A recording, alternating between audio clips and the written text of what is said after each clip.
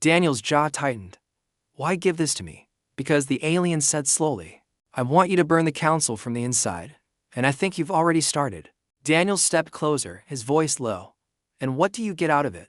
The figure finally turned, lowering the hood just enough to reveal deep, jagged scars across what had once been a symmetrical face. One eye was a cybernetic implant, faintly glowing. Humans didn't kill my family. The council did during one of their cleansing campaigns. I've been waiting for someone who hates them as much as I do.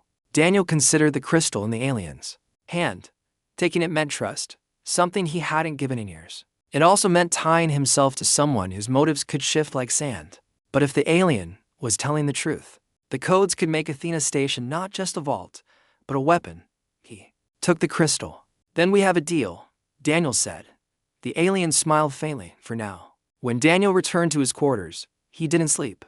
He sat cross-legged on the floor with the data crystal resting on his palm, thinking about the dangerous path he had just chosen. Every move now would be a balancing act between keeping his cover and advancing toward his real goal. The next council session was scheduled for the following day, and Daniel knew exactly what his next move would be. He wouldn't just protect Athena Station, he would plant the seeds of the council's own destruction in the minds of every alien at that table.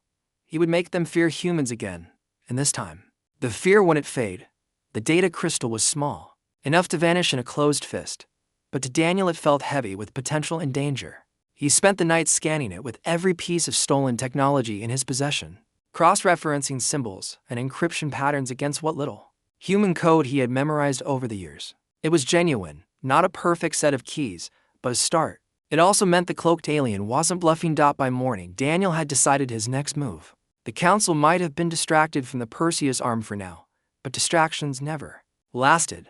The only way to keep Athena Station safe long-term was to make the council look inward, to make them so paranoid and divided that hunting humans would become a luxury they couldn't afford. That meant planting a seed of suspicion and fear. When the chamber doors swung open with their usual grinding noise, delegates filed in. Daniel took his assigned seat beside the Carrick Chancellor, noting who entered first, who lingered outside, and who avoided whose gaze. Small tells, but in a room where alliances were fragile, those tells could be sharpened into weapons. The first order of business was routine fleet reports, budget allocations, and trade sanctions against rebel systems. Daniel let it wash over him while he studied the holographic map above the table. His hack from the previous day had held. The Perseus arm still showed no red marks, but sooner or later someone would notice the inconsistency and push to correct it. That was when Daniel spoke for the first time in the session.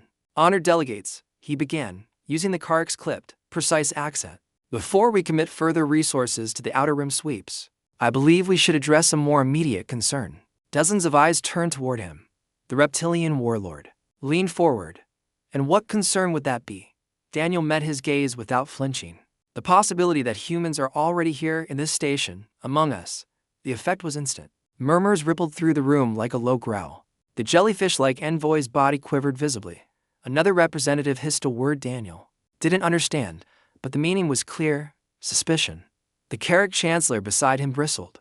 You imply the council has been infiltrated. I imply nothing, Daniel said evenly. I state a probability. We know humans are adaptable, capable of passing for other species with sufficient technology and preparation. The war taught us that much. If they have survived, why wouldn't they infiltrate their greatest enemy? The reptilian warlord's eyes narrowed to slits.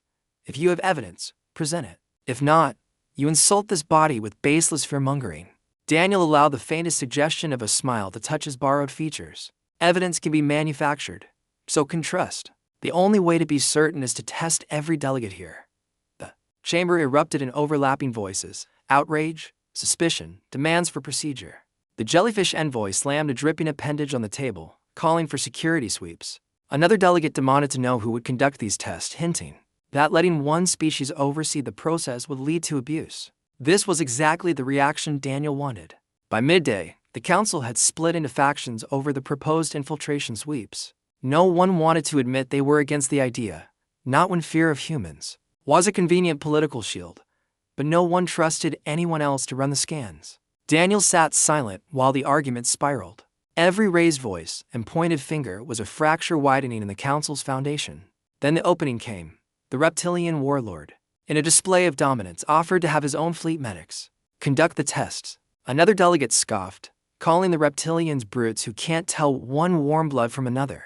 The warlord stood, towering over the table, claws flexing. Daniel struck. If the warlord's fleet is so confident in its abilities, he said, loud enough to cut through the noise, perhaps they can demonstrate by scanning a random delegate here, now. The warlord sneered, glancing around the table. His eyes landed on the cloaked alien. Perfect. The alien said nothing as a reptilian medic, a hulking figure with spine arms, moved toward him carrying a portable scanner. The device was crude, but functional, capable of reading skeletal structure, organ placement, and DNA fragments, the kind of technology that could expose a disguise like Daniel's in seconds. Daniel's heart rate spiked, but outwardly he didn't move. The cloaked alien was his only ally, however tenuous, but this was a gamble he had to take. If the skin cleared the alien, it would cement the infiltration threat as a tool for creating paranoia. If it didn't, Daniel could work with the resulting chaos. The medic activated the scanner. A blue beam swept over the alien's frame. Data lines scrolled across the holographic display and then froze. Corruption detected, the medic growled. Data incomplete. The warlord roared. You bring tampered equipment into the chamber. Another delegate pounced instantly, accusing the reptilians of deliberately sabotaging the scan to protect an infiltrator. The jellyfish envoy sloshed forward, demanding an independent analysis.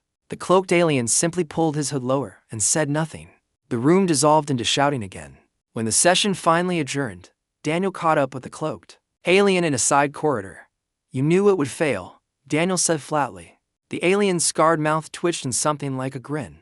Of course, did you think I'd walk into that without safeguards? Daniel studied him for a moment. You realize you just made yourself the council's favorite suspect.